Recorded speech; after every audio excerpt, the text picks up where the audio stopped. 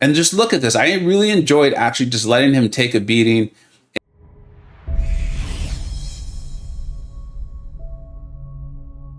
Hey, welcome back to the channel. All right, we are going to be testing the signature ability of Ultron.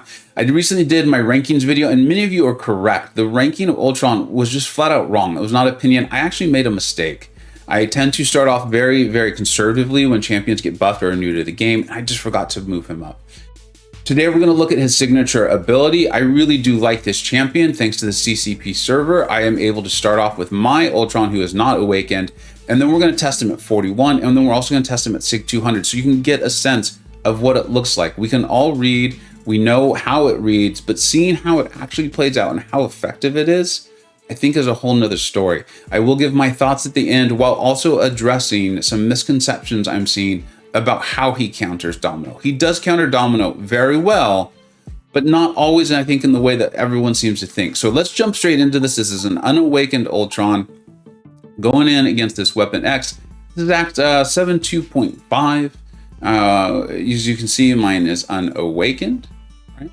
You can see what the SIG ability will eventually do as we start to get the SIG up. And then here's what we're truly testing in this clip. This is going to be this energy adoption lightning. There's going to be this 50% chance for a shock. And in here, we're going to truly be just looking at the amount of time that the shock is on us and how that scales as we scale up our signature ability. I will not count out loud. I will count mentally, but feel free to go ahead and count along. We're going to land a parry here very quickly. And then there we go.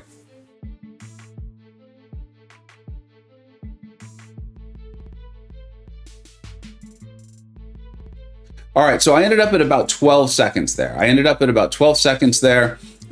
Give or take. I guess we could have ran a timer. I did not. But now we have him back at rank SIG 41. So this is SIG 41. I will show the SIG eventually, but we're at SIG 41. Let's see how long this go ahead and stays on him. So it should be down minus 40%. It should be a 40% reduced duration of that SIG. Remember, we're at about 12 before.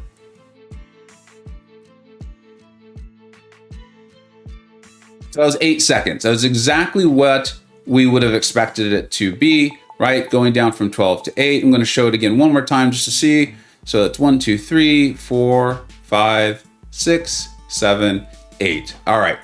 Kabam did the math right. I think my counting's pretty correct right here. And now I'm going to test another part of the signature ability. This is how much he's healing back from energy-based attacks. And then also, I want you to keep an eye here on his power bar and notice that the power bar will also be going up on these energy-based attacks. All right, here we go. We're going up against this Claire. This is Act 7 as well. I'm going to do my best to kind of parry and block some and also just take some to the face so we can see how this works out. We see the parry. So we did take a little bit of damage there. You can see we're taking some on the block. He is healing a little bit up there. We saw it go from 92 back to 93. This is nice. I think this is really helpful. There's a lot of energy-based champions in the game, and a lot of them are actually Mystic, which is not his natural class advantage. There are starting to be more mutants who do this sort of damage too. And we're seeing a nice jump back up, and this is only SIG 41. I don't think this is a nothing. I really don't think this is a nothing, especially because we haven't landed any hits and we're at 2 bars of power. The more power you get, the more specials you can throw, the more damage you can do. Now, let's go ahead and just take him all the way up to SIG 200.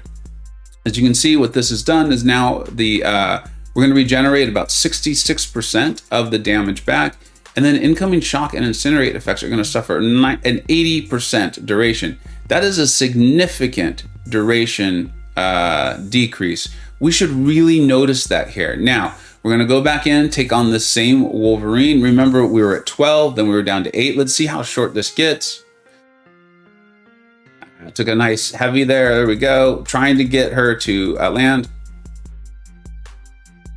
I think that was about right. Let's see if we can get another 1, 2, 3. So about 4 seconds. About 4 seconds. Getting that down can make a significant difference. Again, I'll discuss this a little bit more at the end there.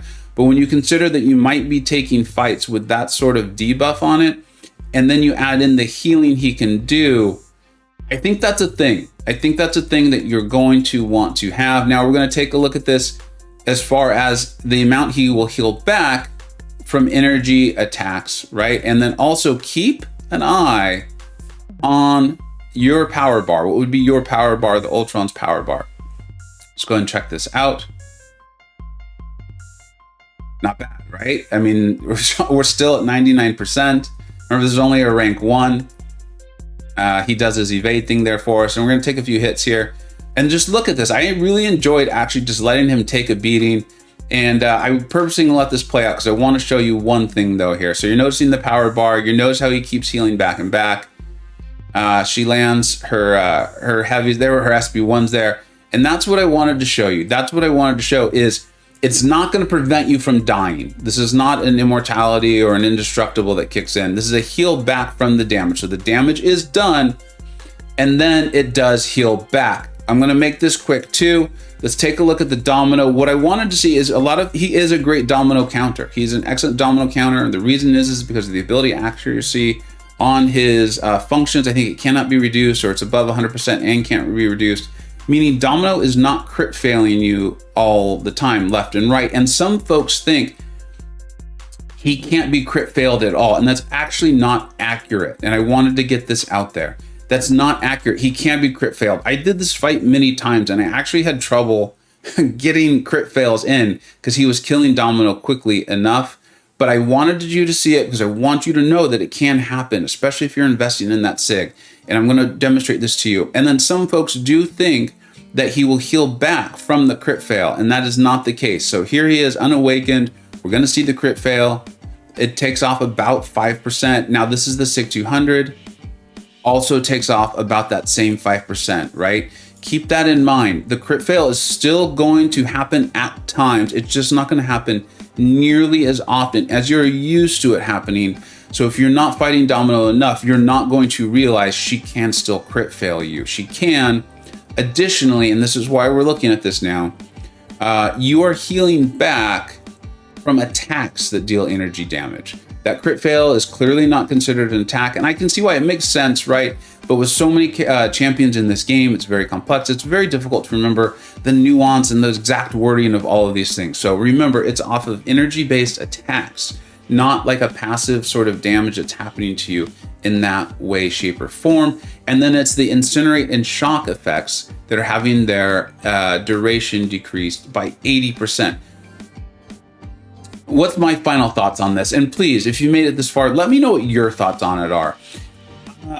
I don't think I'm going to awaken my Ultron. I don't think I'm going to. Now, if I was, I think getting to that 40 is really nice. You are making some real headway into that duration decrease, which I think is a big deal. I also like the heal back from damage, right? Because you are taking on these champions, you're doing energy damage. And it's not just the healing back, you're also getting energy, which means more specials. I think this is a really nice blessing. This is a SIG that's great to have. And the more you get, the better it's going to be. If you're taking him to rank 3, you're maxing him out as a 5-star, great. That is awesome. You are not wasting your signature stones. But if you don't need this, I don't think you're in a rush to open up this incredible ability of his. This is a new ability, so it is nice to have that. Like when we're looking at our signatures, using our awakening gems, it's like opening up a whole new ability for the champion. So I do think this starts to fit in there. I'm just not sure it's a make or break like it is for Archangel. It takes Archangel from an incredible damage dealing champion into one who's now shutting off all of these things. If you've got him and you want to awaken him, I say go for it. If you don't want to awaken him, I think you're okay. Especially if you have a champion who you're using to shrug these incinerate and shock debuffs instead. Keep in mind to say effects, it doesn't say debuffs. And I think you're gonna be all right. Remember, it's about roster construction and what you need. It's about the right tool for the job. And if he's the tool that you're using for these jobs, then I think go for it. Thank you so much for watching. Let me know what you think I got right. And if you disagree with me, maybe you think this is a wasted SIG, or more likely, I could see people thinking this is a have-to-have SIG.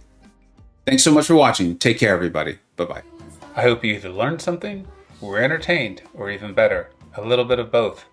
Don't forget to like, subscribe. Thanks so much for watching. Take care.